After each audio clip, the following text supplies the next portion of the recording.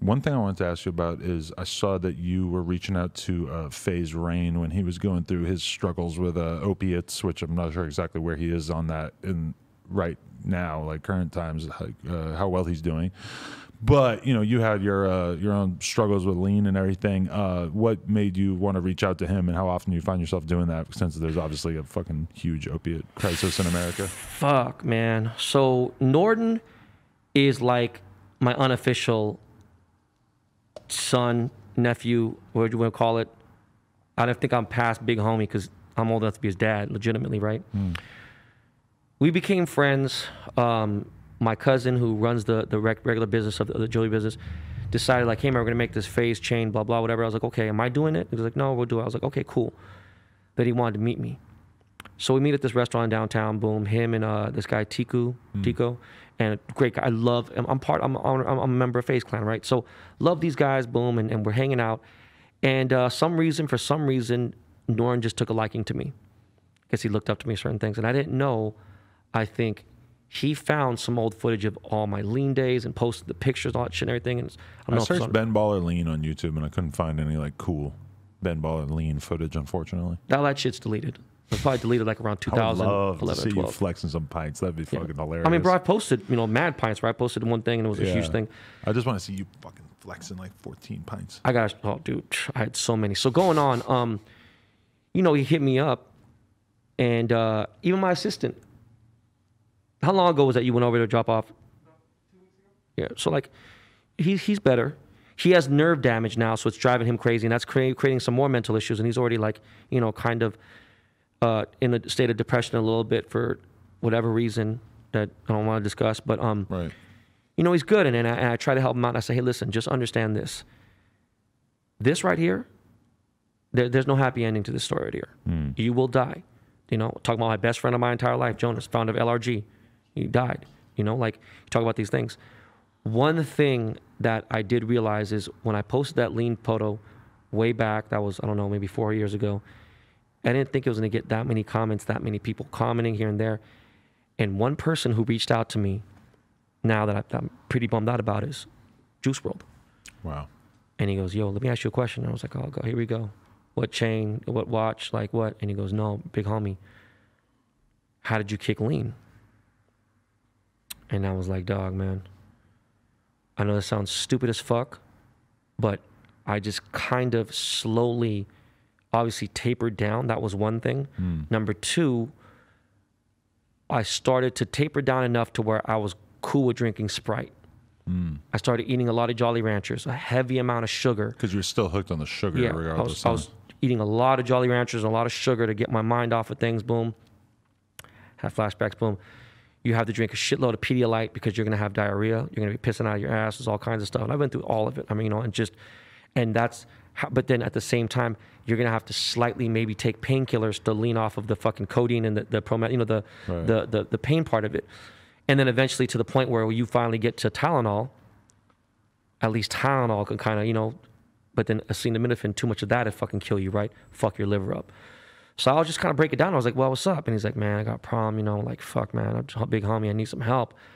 And I was like, dog, man, when you get a chance, whatever, we could chop it up and I'll break it down to you. But yeah, man, before you just think of going to rehab, understand this. When you go to rehab, they're going to make you take a drug. And for some reason, for the life of me, I can't think of it right now.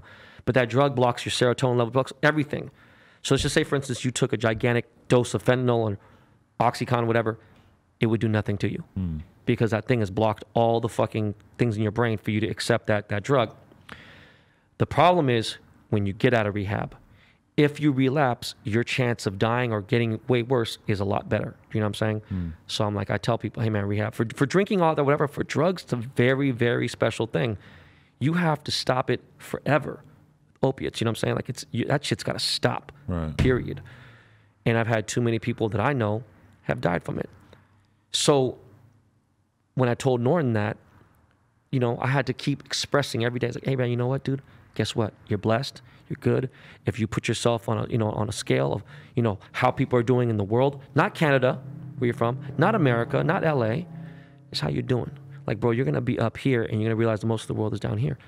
Every day is a great day, man. You got to see it for the next morning. You got to wake up and be like, damn, man, this is fucking amazing. take a deep breath. And I just had to break this down on a daily basis to him, you know? And during the pandemic, I'm like, fuck, man, I got to go to his house and deal with, you know, and, you know, I just kept repeatedly said, hey, man, life is good. Life is good. You know, no matter what you say, the best thing is to find out what's going to happen tomorrow. So you live for today, right? Find out what happens tomorrow and repeat. And just, you know, got him in a better place. And if I got to go back and do it again, I'm going to do it again. Right. Yeah. But he's clean now, as far as you know? Or close? Journey to? He sounded good yesterday.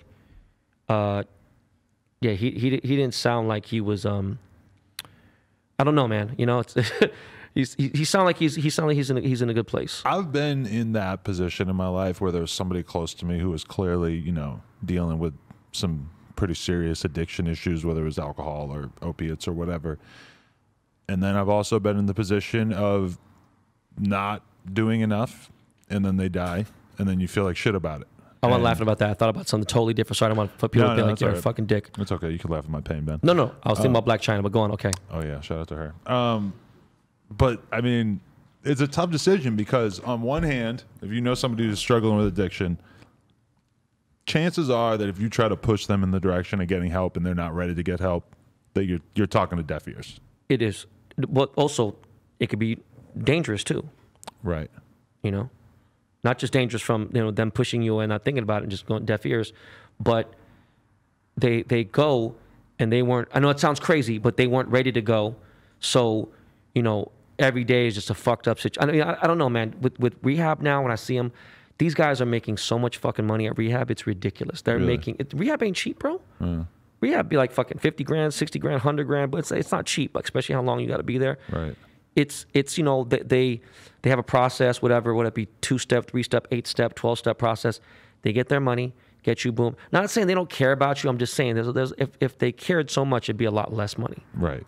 You know, so you go there, you're not ready, boom. And then guess what? Again, you go out. When you relapse is when you die, bro. Mac Miller relapsed. After rehab, that's when he passed, was I mean, I don't know how many, after? I don't know how soon it was. I don't remember, but he helped me out when I was going through my pill addiction and stuff, and there was like a little private spot that wasn't far and it was discreet. Helped me out, and I always appreciated that. And then me and him had extensive conversations about, you know, addiction and stuff. He was like, yeah, man, this is just what it is, boom. And then he wasn't even drinking or anything. So I was like, all right, cool, you know. Like, Mac is such a happy, good guy. I didn't want to like sit there and be like, yeah, you don't have a drink with me? You're not going to have Jameson? You're Mr. Jameson. I just didn't even bring it up. When he started drinking again, in the back of my mind, I said, oh, shit, man. This might not be good. When it comes to, like, you know, sometimes I'll hear about, you know, like people's younger brother or sister or whatever, and they're like 16 and they've like done perks and shit, and it just scares, and they're like not, you know, they should have enough money and enough like guidance from their parents to not have done that. That scares the fuck out of me. I remember talking to Juice Wrld and him telling me that he was all fucking fried. He was on Xanax in high school and shit like that.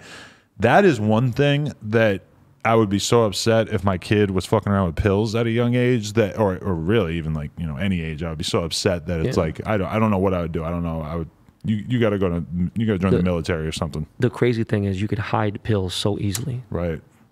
So, you know, and Juice Wrld was always such a nice guy. Like, it was crazy. He told me he followed me at 3,000 followers. When he had like 3,000 followers, he was following me. I didn't know he was following me that long.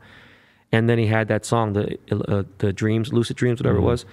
And then I, you know, heard it a ton of times. I was like, oh shit. Then he became like an enormous celebrity. Boom. And I just feel like, I feel bad I never linked up with him and all this other stuff, because, you know, I was focused on my own family, you know.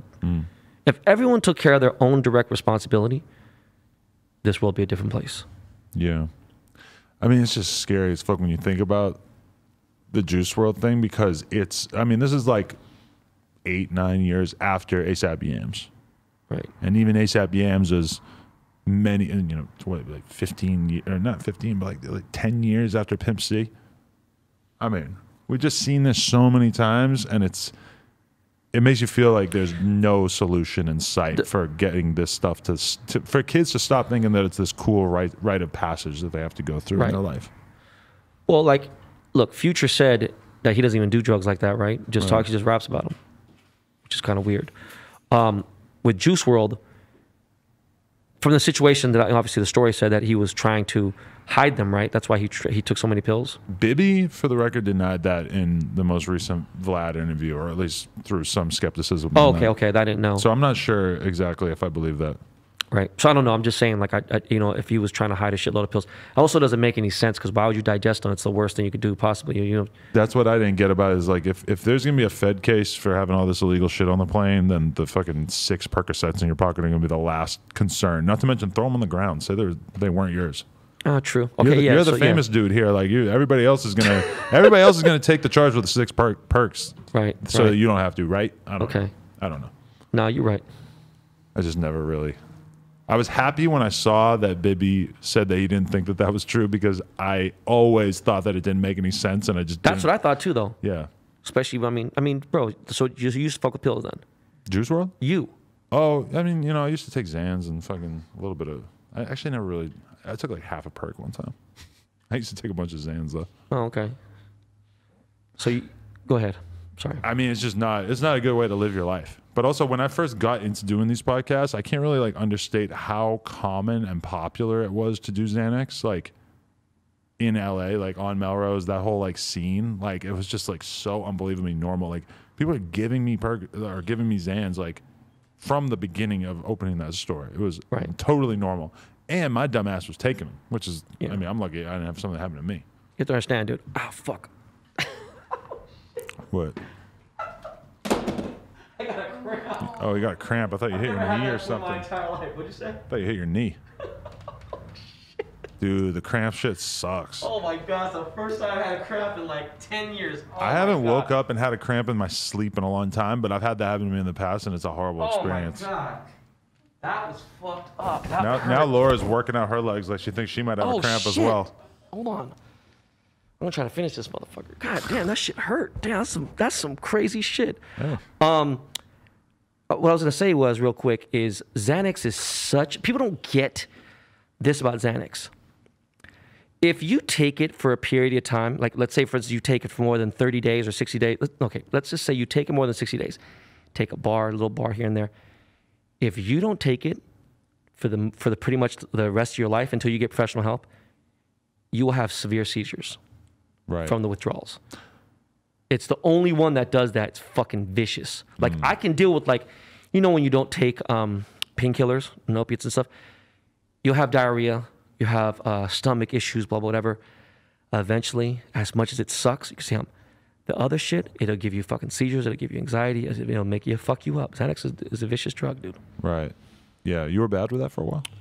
I wasn't bad with it, I'm going to be completely honest with you. If I'm on an over 7-hour flight, I'm taking a quarter bar of Xanax. Quarter bar. Yeah. That's a far cry from like going out and like drinking 12 beers and taking a couple of bars. Oh no, never in a million years. I've never taken even probably, I don't think I've even done more than half a bar in an entire 24 hours ever in my life. It would be something just to be like, look, I hate flying and I fly so much. Let me just take this shit just to ease everything up and neutralize me. The thing that fucks me up about Xanax, like that would make me not even want to take it for a flight, is the fact that when I have any quantity of Xanax, I become like an insatiable food monster, and I will eat anything and everything. Yeah. As soon as any element of that is introduced. Well, it in my makes food system. taste so much better too. You know what I mean? And it makes it so I will just eat everything. Like I'll be buying Pringles from the fucking cart that comes by. Yeah. No, man, it's a fucked up thing. It's a nice little security blanket though if you fly. Yeah. Other than that, no, you shouldn't. It's dangerous.